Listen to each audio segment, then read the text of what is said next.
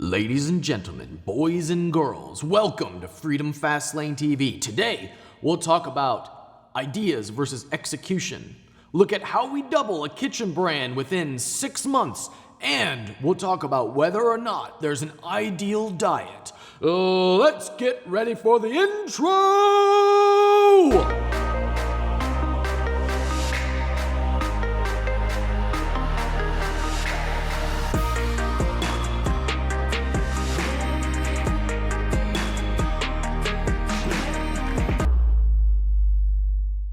So, I am fidgeting on this thing, which I think is the world's dumbest product.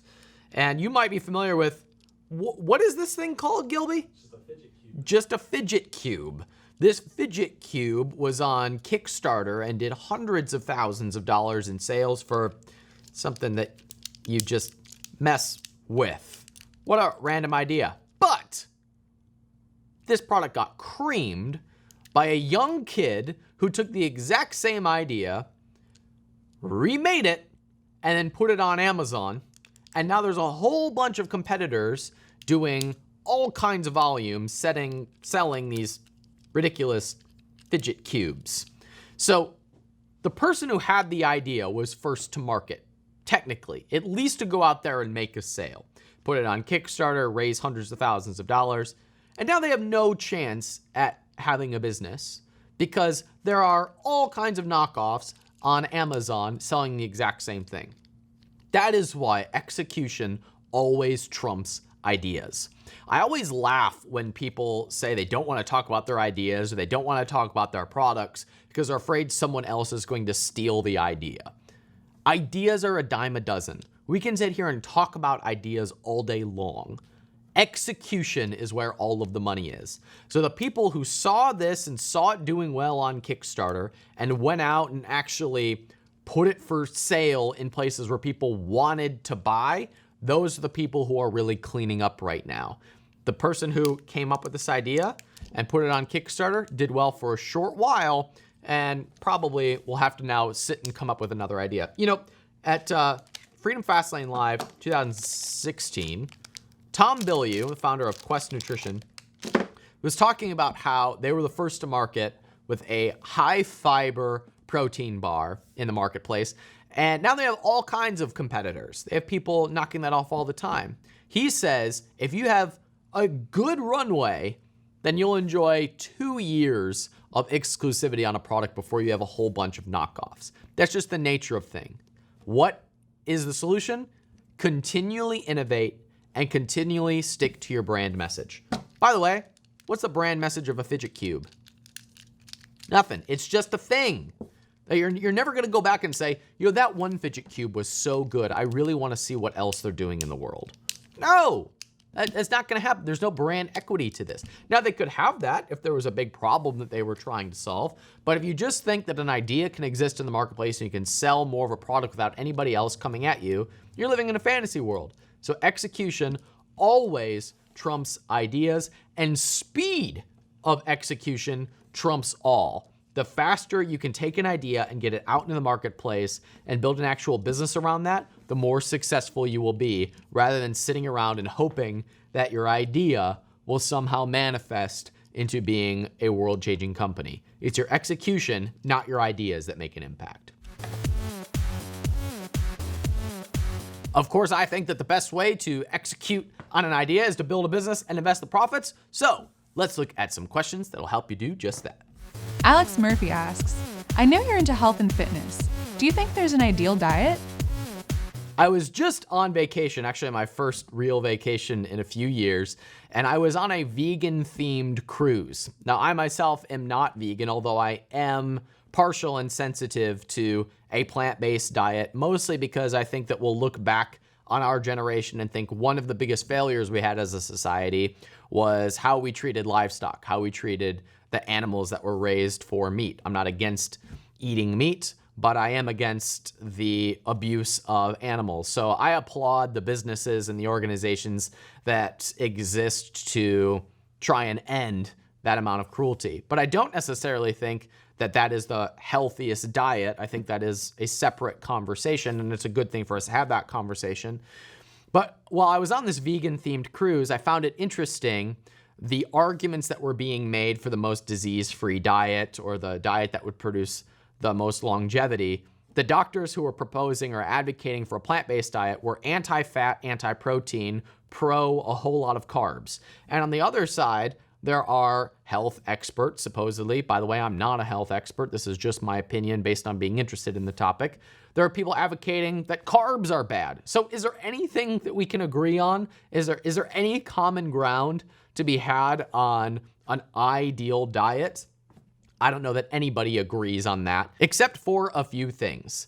As I have a lot of people who podcast about health or talk about this or are advocates for health, we all agree that there are a lot of bad things that we shouldn't eat, like processed food, like a lot of sugar, like high glycemic carbs. These are mostly bad things. In fact, if we look at all people who are thought leaders or who are doctors, the one thing we can agree on is to eliminate the bad things.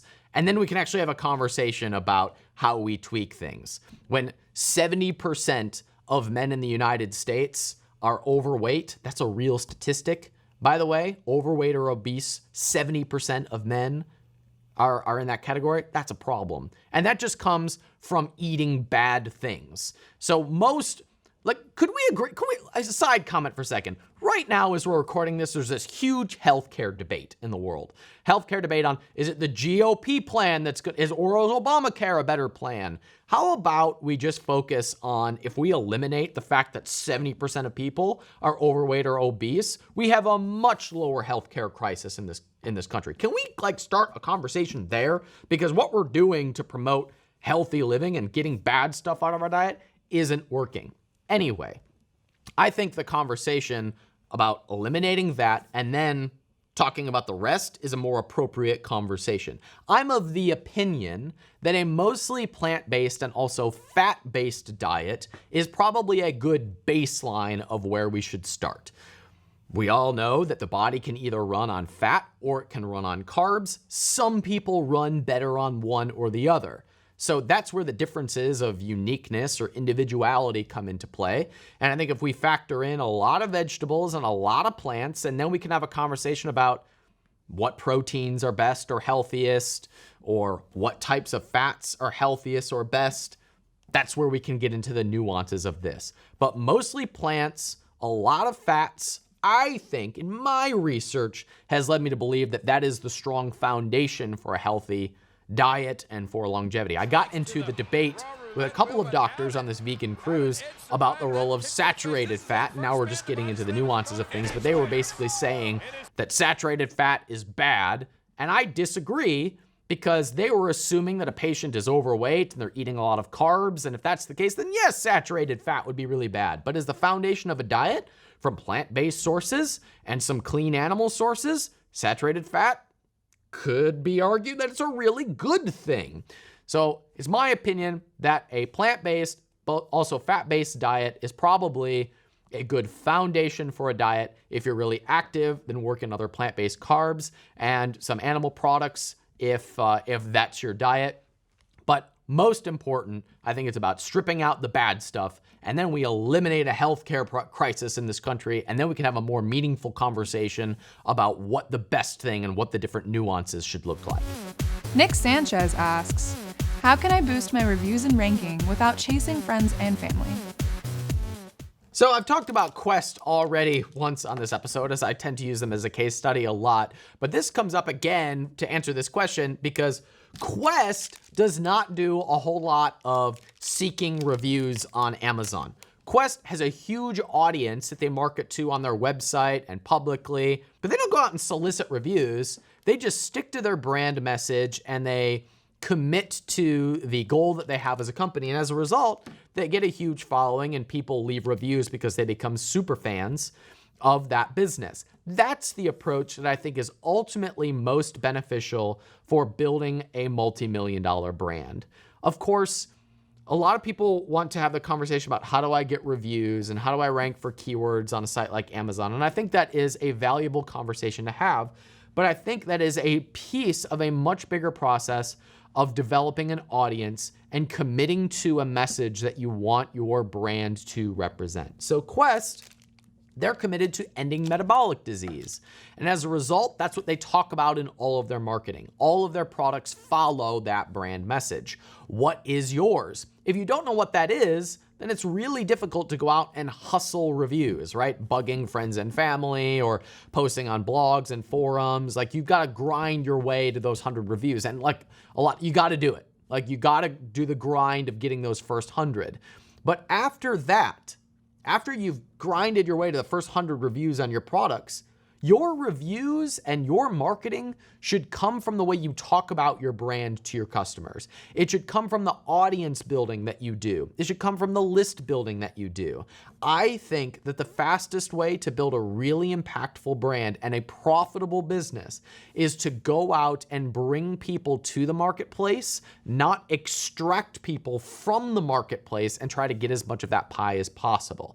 There is something to be said about that when you are first starting. So by all means, go to forums and post on blogs and get in front of audiences to get your first 100 reviews and get your first couple products off the ground.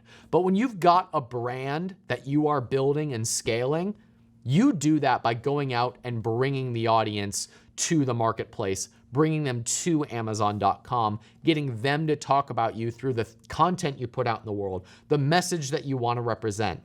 When you stand for something, people more naturally resonate with you. They're more likely to leave reviews. And when you stick to that brand message, that's how you differentiate yourself, and that's how you build a 7-figure brand.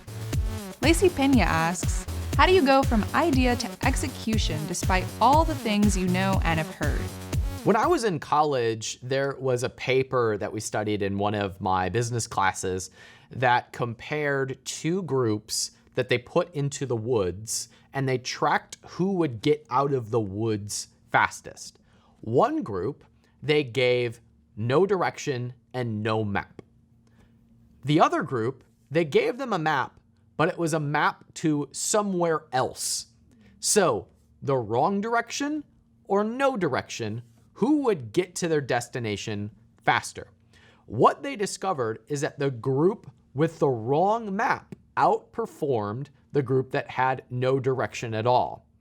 The way that I interpreted this was, what you probably had was people conversing and trying to analyze different directions and deciding who would lead, where the others just got to work and they just started moving somewhere and then they course corrected.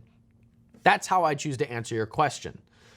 When you've got all of this information, all this conflicting advice, the best thing you could do, I think, is just pick a direction and go. And that's true in most areas of life.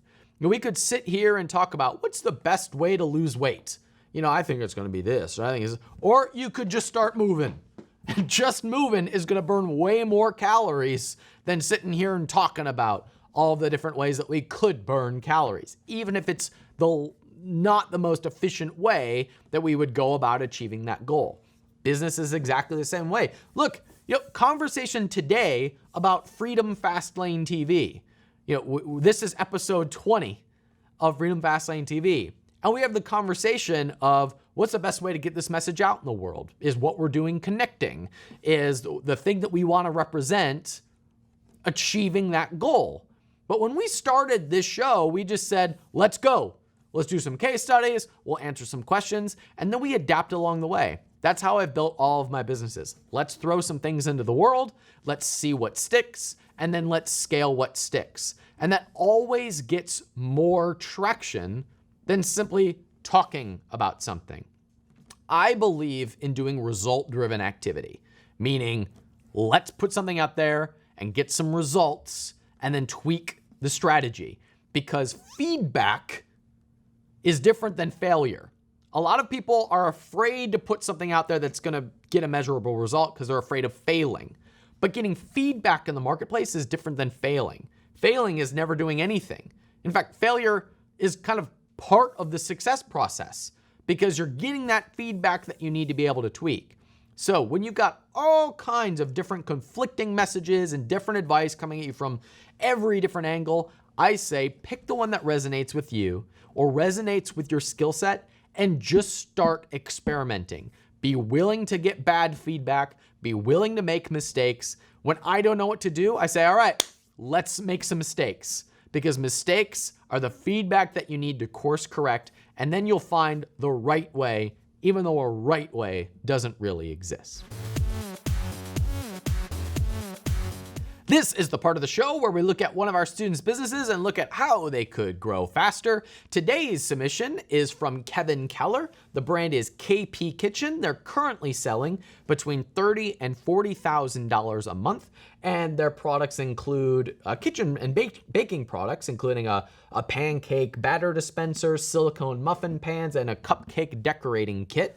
I chose this case study today because I think this brand could very easily double in the next 6 months, and we're gonna look at exactly that. So the specific question that Kevin Keller asked was, how can we scale this to $1 million business when they're currently in the 6-figure range? How do we get it to a 7-figure brand? Their ideal market is moms who have kids, who are either housewives or have a part-time job. They love to cook, and they spend a lot of time with their children. Their audience is pretty small, which we're gonna address in this case study. And Kevin is asking, is it better to launch as many products as possible, or is it better to focus on a few products with really high margins? So first things first, you've done a great job, and I think you've built a strong foundation with the products you've chosen and the number of products, and especially with the person that you are targeting. I say that the minimum that you need to have to really have $1 million business is 3 to 5 products. You've got 3 products. If you want to roll in 1 or 2 more, awesome, that's fine, but I think you could probably do it with the products that you currently have.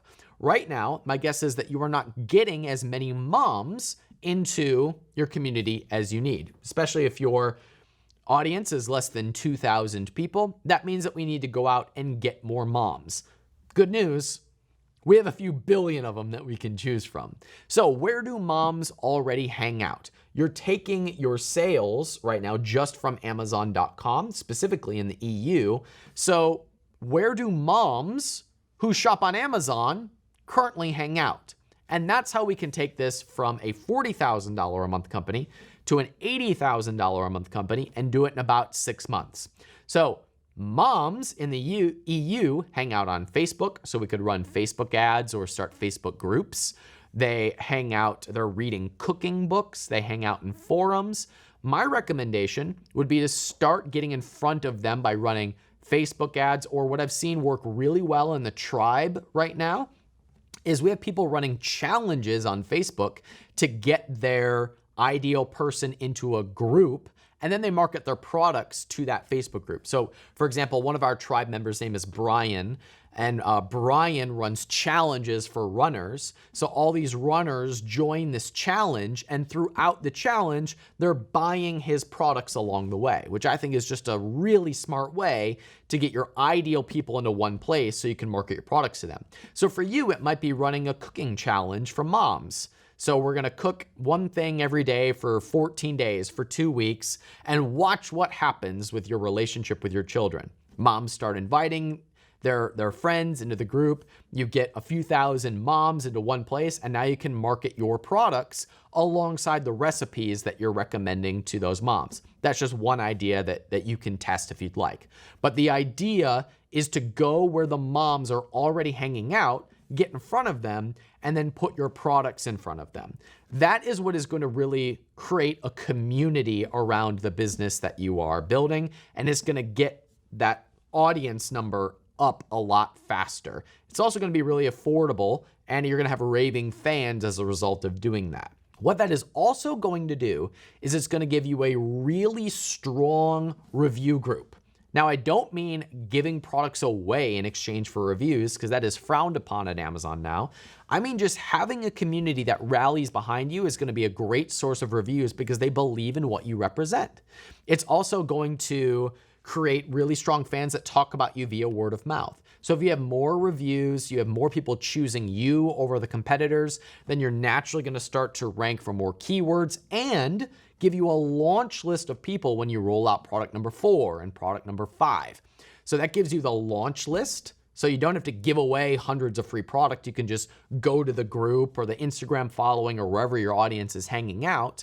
You have a profitable launch list, you have a great base of reviews, and that makes it profitable for you to release those next products makes it much easier for it to get those reviews. And as a result, the existing products that you have are going to get more exposure. They're going to get more of the total marketplace. You're going to have a higher percentage of people choosing you. Your conversion rates will go up because you have more reviews, and you have this pipeline that you can put more products into.